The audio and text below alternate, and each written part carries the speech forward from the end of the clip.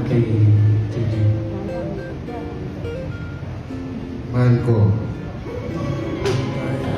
Sobra-sobra ako nagpapasalamat sa Panginoon na nadala ka sa altar. Nakasama ka at nangangako pamahalin at alagaan. Iintindihin, susuportahan at isasabayin ka sa paglilingkod sa ating Panginoon. Sa hirap man o binhawa, pangako ko sa iyo. Harapin natin ito magkasama. Dumating man ang panahon na tayo'y magkauban na, pangako ko sa iyo, nandyan lang ako sa tabi. Nagpapaalala kayo ng isang iyo na nagmamahal, minamahal, at mahal-mahal.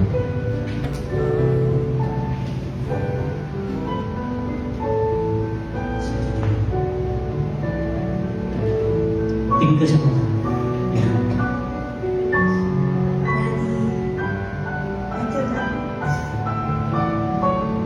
Sinubok man tayo ng panahon bago mangyari ito. Itong araw na to, di man natupad yung plano na gusto. Marami man ang disappointment, na marami man ang pagsubok ang dumaan. Mga nakakaraan na taon, at isa sa pinakamasakit, yung nawala si Pao. At yun yung mga panahon na hindi ko alam ang gagawin ko. Pero, andyan ka para lumayan ako. At patatagin pa kung sino ako ngayon.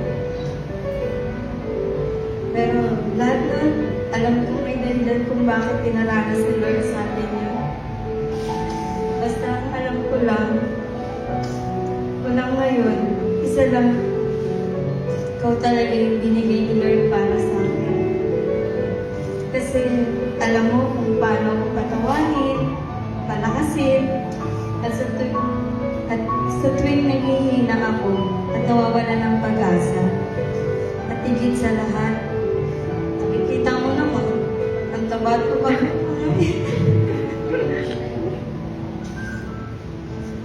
Alam mo, dati, isa lang naman yung pinagpipray ko kay Lord. Sabi ko kay Lord, Lord, bigyan mo lang ako ng lalaking siya yung magyaya magsimba o dadalhin ako sa simbahan. At nagpapasalamat ako sa Panginoon kasi answered prayer yung ginawa niya. Sobra pa nga eh. Kasi sabi ko, yayain lang ako sa simbahan. Pero ito ngayon, ikakasal na tayo. Daddy, maraming salamat. Isa lang yung ipapangako ko sa'yo. Habang magkasama tayo, na ikaw lang pinakampahuli. Dinilig ka na naman.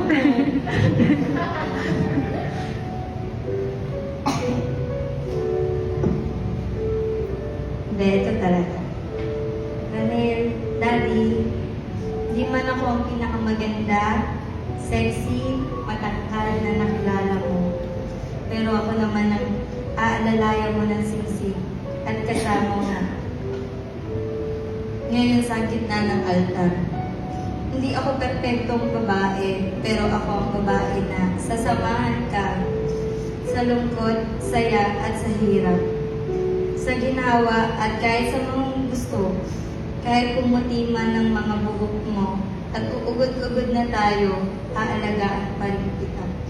Respetuhin at lahat ng mga desisyon mo. Love you, Daddy. Mahal na mahal kita. Okay. Ngayon po kayo.